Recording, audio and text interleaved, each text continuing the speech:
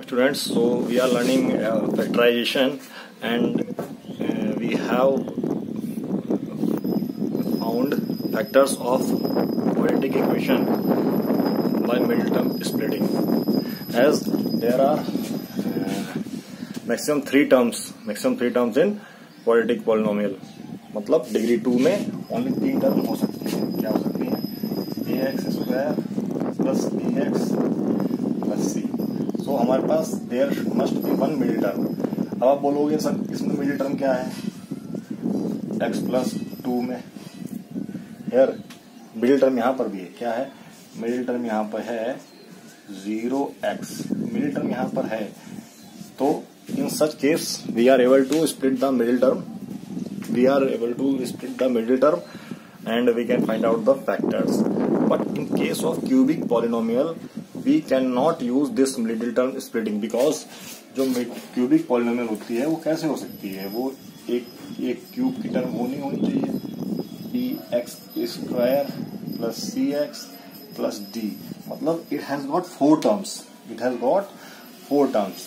तो थोड़ा इसमें 4 terms होंगे. cubic polynomial 4 terms होंगे. तो हम इसको फैक्टर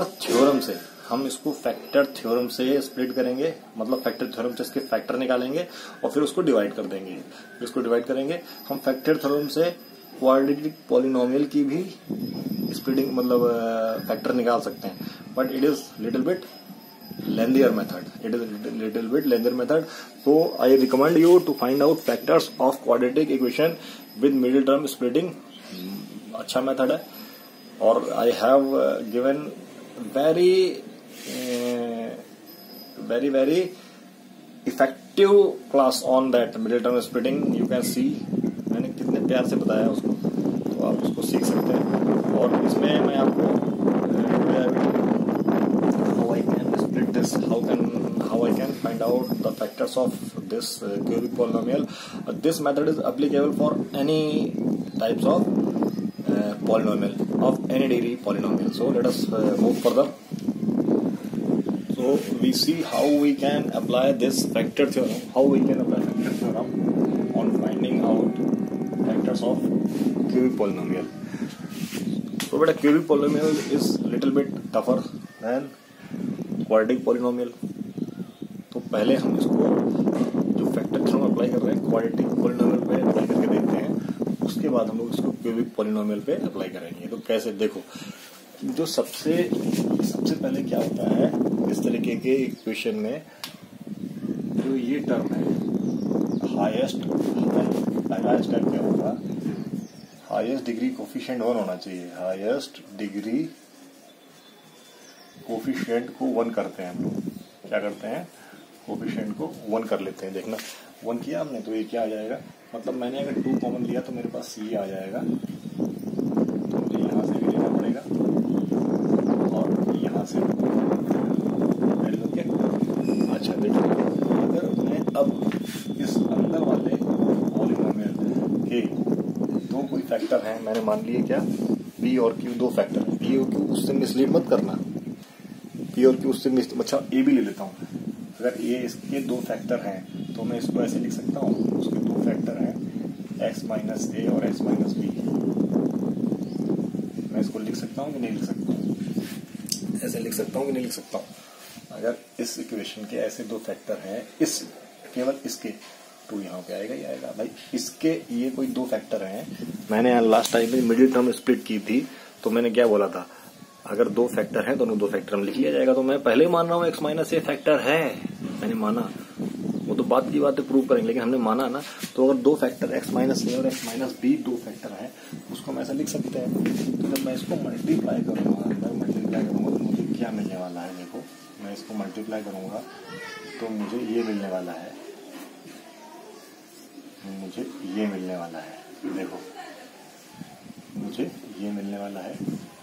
और मैंने क्या बोला था? अगर आप माइनस साइन बना लेते हो, क्योंकि माइनस साइन तो हमको कॉमन लेना पड़ेगा, तो मैं इसको ऐसे भी लिख सकता हूँ. देखो, ये मिलने वाला है. तो अगर मैं इसको और इसको कंपेयर कर देता हूँ, तो मैं पाऊंगा देखो ये सब सेम है। ऑन कंपेयरिंग अगर मैं इनको कंपेयरिंग कर देता हूँ, इनको कंपेयरिंग कर देता हूँ तो क्या मिला, मुझे मिला जो ए और बी है वो क्या आ जाएगा 3/2, ए और बी 3/2 आ जाएगा। देखा 3/2 आ जाएगा। लेकिन ए बी कैसा है, सच दैट, ए बी ऐसा ही तो है, सच दैट ए बी ऐसा है हमारे पास, सच दैट कि ए प्लस बी तो है हमारे पास। ए प्लस बी क्या है, such that A plus B है, कुछ है वो हमको निकालना पड़ेगा। तो ए और बी कैसे है कि उनका जोड़ कुछ है, उनका जोड़ जो है वो ये ऐड करने पे हमको कुछ पर्टिकुलर वैल्यूज दे रहे हैं। ये भी ऐसे हैं कुछ ऐड करने पे कुछ वैल्यू दे रहे हैं, वो हमको पता नहीं है, वो पता नहीं है, लेकिन हमको ये तो पता है वो मल्टीप्लाई करने पे 3/2 दे रहे हैं, तो अगर मैं यहाँ से इसकी पॉसिबिलिटीज निकालूं तो ये भी क्या हो सकते हैं, देखो एक तो ये पॉसिबिलिटी हो सकती है, अगर ए ये है तो बी ये होगा। एक पॉसिबिलिटी क्या हो सकती है, ये अगर हाफ होगा तो ये 3 हो सकता है। ऐसे कई पॉसिबिलिटीज। अब ये चीज या तो दोनों पॉजिटिव होंगे या दोनों नेगेटिव होंगे, ये भी पॉसिबिलिटी हो सकती है, ये भी पॉसिबिलिटी हो सकती है। लेकिन इन दोनों का जो सम है वो हमको यहाँ पे क्या एक तरीके से तो सम उसका हमको अभी भी नहीं पता चल पाया कैसे, लेकिन हमको ये पता चल गया है कि ए बी क्या हो सकता है, ए हो सकता है या तो +1 होगा या -1 होगा या हाफ होगा या -हाफ होगा, और ए बी तो दोनों एक ही चीज है, मतलब ये जीरो, हम जीरो बार ए और बी जीरो ही तो है, या तो +1 होगा -1 होगा, +हाफ होगा -हाफ होगा, या -3/2 होगा या +3/2 होगा, या 3 होगा या -3 होगा। मतलब इस तरीके से ए और बी की वैल्यू, ए और बी नॉट ए और बी की वैल्यू ये पॉजिटिव है, इतनी पॉजिटिव है। तो ये और बी क्या है, ए और बी तो 0 है, ये और भी तो 0 है, ये तो 0 है। तो अगर मैं इसके फैक्टर यहां से निकालूं तो इफ क्या है, इफ ए इक्वल टू ए और बी कुछ भी है, ए इक्वल टू +1 इज 0, अगर +1 0 है तो ये क्या होना चाहिए, ये 0 होना चाहिए। चेक कर लेते हैं, जो हमने पुट किया तो ये क्या है 0 +3, इसका मतलब ए की वैल्यू नहीं हो सकती, ए कैन नॉट बी 1। अच्छा, जब ए -1 है तब चेक करके देखते हैं, ए -1 चेक करके देखते हैं तो -1 अगेन, ये 0 पे सेट दिया मैंने, यहाँ पे 0 थोड़ा लेना है, यहाँ पे हमको 1 लेना है। तो जब A1 था जब A1 था तो हमने क्या रखा 2(1)x² + 7 × 1 + 3। ये 0 आया, 0 नहीं आ रहा है किसी कीमत से, इसका मतलब A इज नॉट 0, ये 0 नहीं है, नॉट 0। यहाँ पे हम 0 फाइंड आउट नहीं कर रहे हैं भैया, इसलिए डायरेक्ट निकाल रहा हूँ मैं। अच्छा, अगर मैं A इज -1 रख के देखता हूँ तो P -1 देखो, P -1 दिस P -1 + 3 क्या आ जाएगा 2 - 7 + 3 अगेन नॉट इक्वल टू 0, तो ये भी 0 नहीं होगा, नॉट 0, ये भी नॉट 0। अच्छा, ऐसे हम हाफ देखते हैं, अगर हमने P हाफ देखा तो हाफ देखा तो P हाफ क्या आ गया, देखो P हाफ क्या आ गया, देखो P हाफ आ गया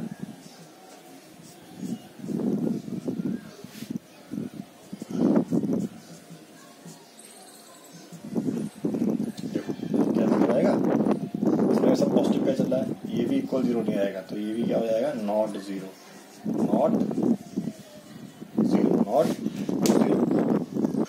तो इस तरीके से आप प्लीज, आई नो आपकी तो थोड़ा ऊपर से जा रहा है, हम क्या कर रहे हैं, that's why middle term splitting can be applied for the quadratic equation. हम लोग जो क्वाड्रेटिक इक्वेशन में उसमें मिडिल टर्म स्प्लिटिंग करते हैं, और इसमें ये मेथड निकालते हैं। थोड़ा टफर है, लेवल बढ़ रहा है तो चीजें बढ़ेंगी, तो मैं उसी मिडिल टर्म स्प्लिटिंग को ना लेके फैक्टर थ्योरम से उसके फैक्टर निकालने की कोशिश कर रहा हूँ। फैक्टर निकालने की कोशिश कर रहा हूँ। तो मैंने माना x माइनस ये दो फैक्टर है, x माइनस a और x माइनस b फैक्टर है। इसका मतलब a और b की जो भी वैल्यू आएंगी वो जीरो होंगी कि नहीं, पढ़ा था कि नहीं पढ़ा था। अगर x माइनस a फैक्टर है तो a जीरो होगा, x माइनस b अगर फैक्टर है तो b भी जीरो होगा। लेकिन हमने a और b का प्रोडक्ट तो निकाल लिया, लेकिन a प्लस b हमको नहीं पता है ना, we don't know a plus b। तो a, लेकिन हमको पता है a और b का प्रोडक्ट 3/2 है। तो हमको a प्लस b निकाल लेते हैं, तो हमको मतलब a और b अलग अलग निकाल लेते हैं, तो यहाँ पुट कर देंगे, फैक्टर आ जाएंगे। तो हम वही चीज कर रहे हैं, हम वही चीज निकाल रहे हैं। हमने देखा 1 पे चेक किया, जीरो नहीं आया, -1 पे चेक किया, जीरो नहीं आया, हाफ पे चेक किया, जीरो नहीं आया। ऐसे ही आपको सब पे चेक करना है, तो किस पे, तो हमने इस तरीके से जब +1 पे चेक किया तो जीरो नहीं आया, -1 पे जीरो नहीं आया, हाफ पे जीरो नहीं आया। अब हम चेक करते हैं let a is equal to minus, पूरा प्रोसेस पहले पढ़ चुके हैं हम लोग, कितना लंबा निकालते थे, लेकिन ये आगे का स्टेप है, ये आपको तुरंत शॉर्ट में करना पड़ेगा। तो let a is equal to -1/2 पे अगर चेक किया तो -1/2 देखो क्या आ गया, -1/2 पे अगर हम चेक करते हैं 2 -1/2 का फुल स्क्वायर प्लस 7 -1/2 और प्लस 3। अच्छा, इसको सॉल्व किया तो क्या आ गया मेरे पास, 2/4 -7/2 प्लस 3। अच्छा, ये क्या आ गया मेरे पास, लेट अस सी, ये हो गया मेरे पास हाफ, ये हो गया मेरे पास हाफ, और ये 3.5 क्या हो गया, जीरो हो गया। देखो हाफ जीरो हो गया। दिस इंप्लाइज दैट क्या हो जाएगा, देयरफॉर क्या हो जाएगा, x प्लस, मतलब देयरफॉर क्या हो जाए, जो -1/2 है, -1/2 इज जीरो, -1/2 इज जीरो, ये जीरो हो जाएगा ना, देयरफॉर इट इज जीरो, ये जीरो है। तो जब ये जीरो है, इसका मतलब x प्लस हाफ, ये क्या हो जाएगा, इज फैक्टर। टफ है बेटा, लेकिन सीखना तो पड़ेगा, थोड़ा लिटिल बिट टफ है। तो मैंने क्या किया, देखो, एक मैंने मिडिल टर्म स्प्लिटिंग की थी और एक मैंने इस मेथड से फैक्टर निकाल दिया, इसकी समरी में बाद में बताऊंगा आपको। थोड़ी जगह बनानी पड़ेगी। चलो यहाँ जगह बनाते हैं, यहाँ क्या लिख देते हैं, यहाँ पे जो a और b क्या है, प्लस माइनस हाफ हो सकता है, प्लस माइनस 1 हो सकता है, प्लस माइनस 3 हो सकता है, और प्लस माइनस 3/2 हो सकता है। अच्छा, मैं अब बाकी सब आप खुद चेक कर लेंगे, मैं चेक करता हूँ, मैं आपको दिखाता हूँ कि अगर a इज इक्वल टू -3 लिया जाए तो p - 3 क्या होता है, क्या होगा। देखो x इसको 2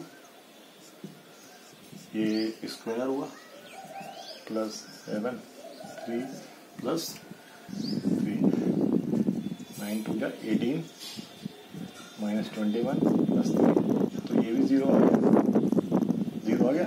therefore x equal to -3 is zero, ये भी जीरो हुआ। This implies that x plus 3 is factor. अब हमने क्या देखा था, हमने मिडिल टर्म स्प्लिटिंग करके फैक्टर निकाले थे, लेकिन ये भी बताया था कि 2 डिग्री अगर 2 डिग्री पॉलिनोमियल है तो उसके 2 ही फैक्टर हो सकते हैं, तीसरा फैक्टर हो ही नहीं सकता। तो मैंने चेकिंग से x प्लस 3 और दूसरा फैक्टर, ये फैक्टर निकाल लिए, आगे चेक करने की जरूरत ही नहीं है। तो मैं इसको बोल सकता हूँ, इसके फैक्टर क्या हो गए हैं, इसके फैक्टर हो गए हैं x प्लस ये और x प्लस 3, ये फैक्टर हो गए हैं। अब आप देख लो, यहाँ से a की वैल्यू क्या आ गई, a की वैल्यू आ गई है मेरे पास व्हाट, हाफ। b की वैल्यू क्या आ गई है, b की वैल्यू आ गई है मेरे पास क्या, 3। a की वैल्यू आ गई मेरे पास 3 माइनस हाफ और -3। तो a की वैल्यू आ गई है -हाफ और b की वैल्यू आ गई है -3। और जब इन दोनों को मल्टीप्लाई करोगे a b को, तो हमें मिलेगा 3/2। तो हमने क्या देखा, अगर जीरोज हैं तो जीरोज की हमने यहाँ पे क्या निकाला। मैंने ये आपको इतना बड़ा प्रोसेस क्यों समझाया, क्योंकि मिडिल टर्म स्प्लिटिंग केवल क्वाड्रेटिक पॉलिनोमियल में ही पॉसिबल है, हायर डिग्री में पॉसिबल नहीं है। तो हमने यहाँ पे ये देखा मिडिल क्वाड्रिक पॉलिनोमियल से अगर मैं हायर डिग्री टर्म का, अगर मैं हायर डिग्री कोफिशिएंट को 1 कर देता हूँ, क्या कर देता हूँ, 1 कर देता हूँ, तो जो हमें कांस्टेंट टर्म मिलता है वो जीरोस के मल्टीप्लाई के बराबर होता है, है। देखो कैसे, आप किसी में भी करके देख लो। यहाँ पे जीरो क्या है, 1/2 और -3, ये जीरो है। इन दोनों को मल्टीप्लाई किया तो मुझको क्या मिला, 3/2 ही तो है, 3/2 ही तो है। अगर मैं कोफिशिएंट को 1 कर देता हूँ तो यही क्लू हमें जो हायर डिग्री कोफिशिएंट है, ये मैं उसी लिए बता रहा हूँ। अदरवाइज बेटा ये तो इसको आप स्किप करके डायरेक्ट लर्न भी कर सकते थे, लेकिन क्यों, ये कोई बता ही नहीं पाता है। कोई मतलब ना बच्चे जानना चाहते हैं ना टीचर बताते हैं कि हम कांस्टेंट डिग्री टर्म के फैक्टर क्यों करते हैं, कांस्टेंट डिग्री जो कांस्टेंट टर्म होती है उसके फैक्टर क्यों करते हैं। अभी आप कई लोगों को होता है, आपने पढ़ भी लिया हो, क्योंकि आजकल के बच्चे तो एडवांस हैं, you might have studied from somewhere, आपने पढ़ लिया होगा, लेकिन उन्होंने बोल दिया होगा कांस्टेंट टर्म के फैक्टर कर लो। क्यों कर लो फैक्टर, बिकॉज जब वो हायर डिग्री टर्म कोफिशिएंट 1 कर देते हैं हम लोग किसी पॉलिनोमियल में, जो कांस्टेंट टर्म मिलता है उसका वो जितने भी जीरोज होंगे, जितने भी, इसमें 2 जीरो थे, 2 जीरो के प्रोडक्ट के बराबर था। अगर 3 डिग्री पॉलिनोमियल हुआ तो कितने जीरो होंगे, 3, तो 3 जीरोस के मल्टीपल के बराबर होगा। अगर उसमें 10 डिग्री है तो उसके कितने फैक्टर बनने वाले हैं, 10, कितने जीरो बनने वाले हैं, 10। तो जो कांस्टेंट टर्म होगा, constant term must be equal to the product of all 10 zeros, and that is the clue कि हमको पता है ये प्रोडक्ट ऑफ ऑल जीरोस है, तो इसको फैक्टर निकाल लेंगे, उसको फैक्टर करेंगे और फिर ट्राई करेंगे कि हो सकता है जल्दी हमको मिल जाए। तो हम लोग इसको कोई भी पॉलिनोमियल में करते हैं। क्वेश्चन आप स्क्रीन पे देख रहे हैं, it is the first part of question number 5th। और आपको पता है यहाँ पे जो कांस्टेंट टर्म क्या है, कांस्टेंट टर्म 2 है। अब इसको आपको फैक्टराइज करना पड़ेगा, तो ये बता दिया जाएगा कि कोई टीचर आपके सामने तुरंत 1 के रखेगा, 2 रख के देखेगा और इसको 0 निकाल लेगा। लेकिन आपको क्लू क्या है, क्लू ये है कि हमको पता है जो भी इस फैक्टर के 0 होने वाले हैं उसका प्रोडक्ट 2 होगा, जो भी इसके 0 होने वाले हैं। कब, जब कोफिशिएंट 1 हो, जब यहाँ पे 1 हो, तो उसके जो जीरोज होंगे उनका प्रोडक्ट क्या होगा, 2 होने वाला है। अब क्योंकि ये क्यूबिक पॉलिनोमियल है तो इसके जीरोस कितने होंगे, 3 जीरोस होंगे। ये भी आपको क्लियर होना चाहिए। इनका प्रोडक्ट 2 ही होने वाला है, इनका जो प्रोडक्ट है वो 2 होने वाला है, अब ये 0 है, अगर लेट ए बी सी 0, इसका मतलब क्या है, x माइनस ए भी फैक्टर होगा, इसका मतलब x माइनस बी भी फैक्टर होगा, इसका मतलब x माइनस सी भी फैक्टर होगा।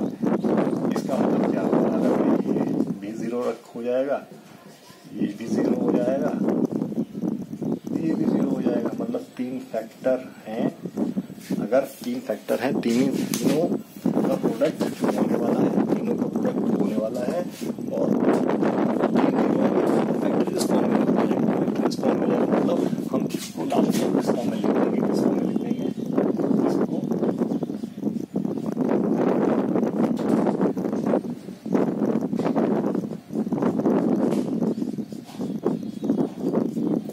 लेकिन आपको ये पता है कि जो एबीसी है, एबीसी क्या हो सकते हैं, इसके फैक्टर हो सकते हैं, इसके 2 के, तो 2 के फैक्टर क्या पॉसिबल है, 2 के फैक्टर पॉसिबल है 1 into 2, तो क्या हो सकता है फैक्टर, ए और बी और सी क्या हो सकते हैं, या तो +-1 होंगे या +-2 होंगे।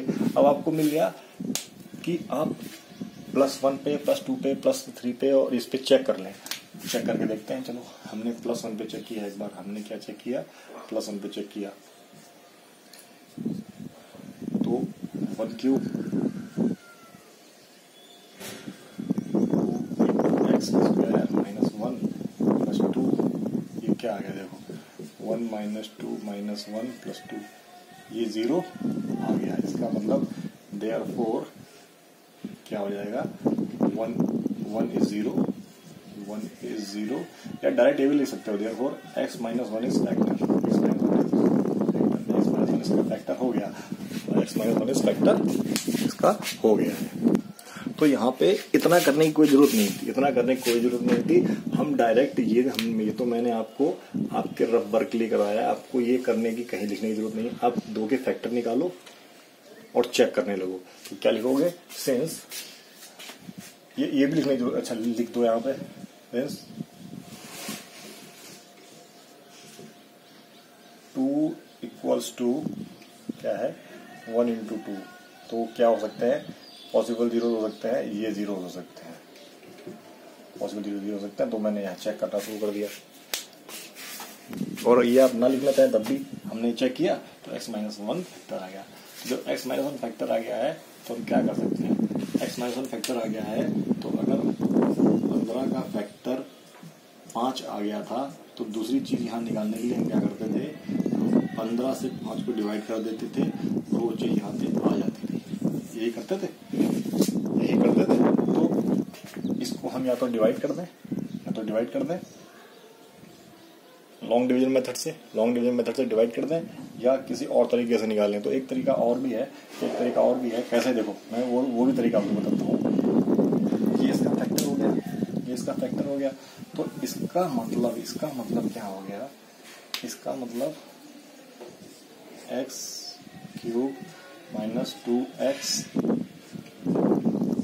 प्लस 2, इसको मैं कैसे लिख सकता हूँ, x माइनस 1 और इंटू यहाँ कुछ और आने वाला होगा, वो मैं कैसे निकालूंगा, ये फैक्टर आने वाला होगा, कुछ और आने वाला होगा। तो अगर मैं इसको यहाँ से स्प्लिट करता हूँ, देखना कैसे स्प्लिट कर सकता हूँ, इसको मैं कैसे स्प्लिट कर सकता हूँ, मैं कैसे लिख सकता हूँ। देखो अगर मुझे यहाँ पे कुछ ना कुछ आना ही होगा।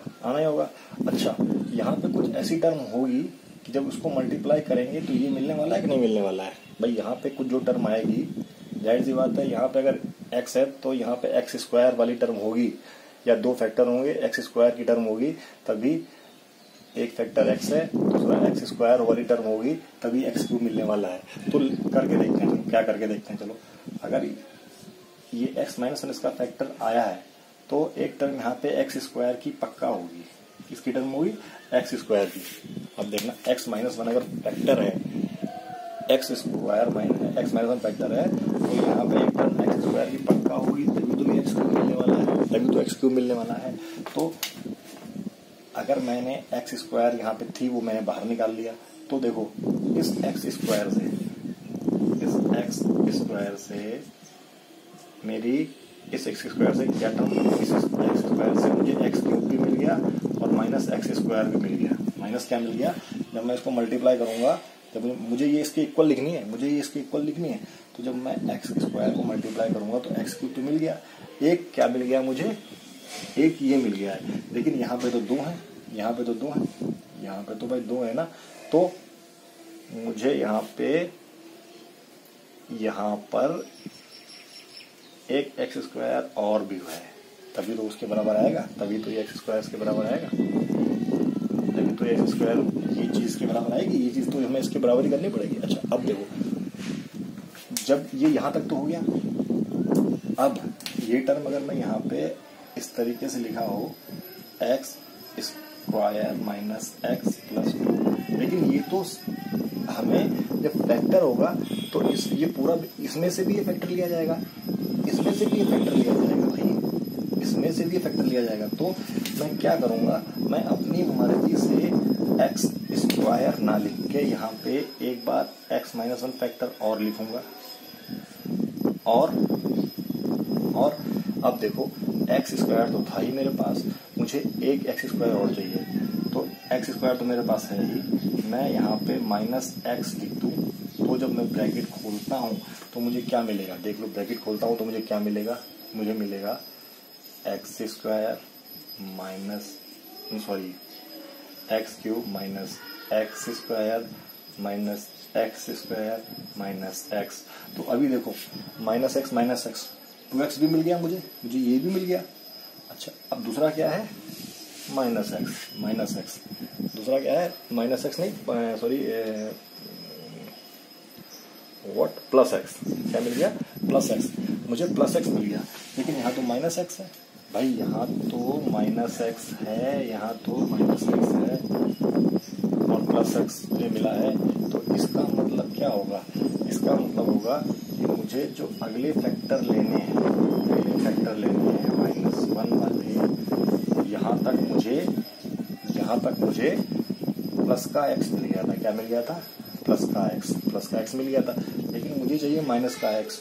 तो मैं यहाँ पे अगर क्या मल्टीप्लाई करूँ कि ये इसको काट दे, तो देखना मैं अगर +2 का मल्टीप्लाई करूँ तो मुझे क्या मिल जाएगा, मैं +2 का मल्टीप्लाई करूँ तो मुझे क्या मिल जाएगा 2x और -2।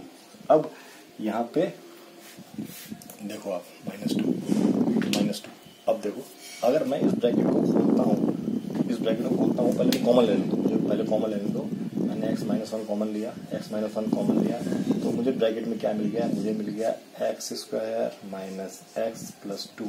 देखो मैंने कैसे कॉमन लेके उसको न्यूट्रलाइज करते हुए ये यहाँ पे फैक्टर लेके आ गया हूँ, कैसे फैक्टराइज कर दिया मैंने इसको। सॉरी ये -2 लेना पड़ेगा मुझे, -2 क्यों बेटा, प्लस तो x यहाँ पे है ही, मैं बोल वही रहा था लेकिन लिख दिया मैंने प्लस का।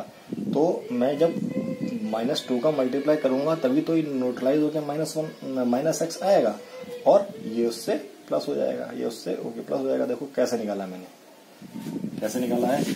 तो ये चीज देखो, ये चीज समझाने में इतनी दिक्कत हो रही है, लेकिन समझो जब x-1 फैक्टर है, x-1 फैक्टर है, ठीक है, x-1 फैक्टर है, x-1 फैक्टर है तो हम उसको इस फॉर्म में लिख सकते हैं, मतलब वो न्यूट्रलाइज तो होना ही होना है। तो जब हमने क्या माना इसको कंसीडर किया, x-1 फैक्टर लिया, तो हमें इस तरीके से चलना है, इस तरीके से चलना है कि जो हाईएस्ट डिग्री कोफिशिएंट है वो हमको मिलते रहे, हाईएस्ट डिग्री टर्म्स मिलती रहे। तो जब x-1 था तो हमने x² को मल्टीप्लाई किया, तो कैसे, एक बार फिर समझने की कोशिश करो इसको। हमने यहाँ से देखा x-1 फैक्टर है, समझ में आ गया, x-1 फैक्टर है तो नो डाउट मैं इसको इस फॉर्म में लिख सकता हूँ, मतलब मैं इसको इस फॉर्म में लिख सकता हूँ, लेकिन मुझे जब मल्टीप्लाई करूंगा तो यही मिलना चाहिए। तो मैं ऐसा क्या मल्टीप्लाई करूं कि मुझे x³ मिल जाए, तो जाहिर सी बात है x² का मल्टीप्लाई करूंगा तभी तो मुझे क्या मिलेगा, x³ - x मिलेगा भाई, x³ मिल गया नहीं मिल गया। अच्छा अब लेकिन इसके फैक्ट ये तो यहीं तक सॉल्व हुआ है, अब ये आगे भी लिखा होगा x-1, तो x-1 आगे लिखा होगा तो मैं इसमें क्या मल्टीप्लाई करूं कि मुझे -2x² मिल जाए, जबकि -x² तो मेरे पास है, मैं इसमें क्या मल्टीप्लाई करूं कि -2x² मिल जाए भाई, क्योंकि आना तो यही चाहिए। अच्छा क्योंकि अगर हम तो डिग्री देख रहे हैं, आगे अगर मैं डिग्री मेरी घटती जा रही है तो मुझे 2 की जगह तो 8 मिल जाएगा, लेकिन x² की जगह तो नहीं मिलेगा कुछ भी, x² तो मुझे यहीं पे कुछ मल्टीप्लाई करना पड़ेगा। तो जब मैं यहाँ पे क्या मल्टीप्लाई करूँ, यहाँ पे जब मैं x का मल्टीप्लाई करूंगा तो मुझे ये x² तो मिल जाएगा, क्या मिल जाएगा, x² मिल जाएगा और अंदर -x मिल जाएगी। लेकिन अगर मैं यहाँ प्लस रखूंगा तो कट जाएंगे, तो मुझे माइनस रखना पड़ेगा ताकि ये माइनस हो जाए, ये अपने आप प्लस हो जाएगा। तो यहाँ तक क्या समझ में आया, x³ - 2x² + x, ये चीज यहाँ तक क्लियर हो गई। देखो ये भी क्लियर हो गई, लेकिन यहाँ पे तो +x आ गया है, -x चाहिए, x-1 फैक्टर है, इसमें हम क्या करेंगे, -2 का मल्टीप्लाई करेंगे, तो ये क्या आएगा, -2x + 2। अब देखो जब ये इससे न्यूट्रलाइज होगी क्या मिलेगा, x³ - 2x² - x + 2। This method is very efficient method, आपको सीखना ही पड़ेगा, बच्चे इससे बचते रहते हैं। मैंने इतना डिटेल में इसलिए बताया है कि आपको समझ में आया है कि जो कांस्टेंट टर्म है उसके फैक्टराइजेशन क्यों करते हैं, कोई बताता ही नहीं है, कर दो। तो मैंने क्या बताया है, जो कांस्टेंट टर्म का जो होता है वो जीरोस के प्रोडक्ट के बराबर होता है। पहली बात तो ये, जो कांस्टेंट टर्म होता है वो प्रोडक्ट के बराबर होता है। कांस्टेंट टर्म होता है प्रोडक्ट के बराबर होता है, ठीक। तो प्रोडक्ट के बराबर होता है तो उसके फैक्टर निकाल लो, उसके फैक्टर निकाल लो, फिर इस तरीके से उसको हम यहाँ पे निकाल सकते हैं। इस तरीके से हम उसको, जो ये चीज मैंने बताई है, अगले क्वेश्चन में और थोड़ा इजी हो जाएगा। Let's move forward.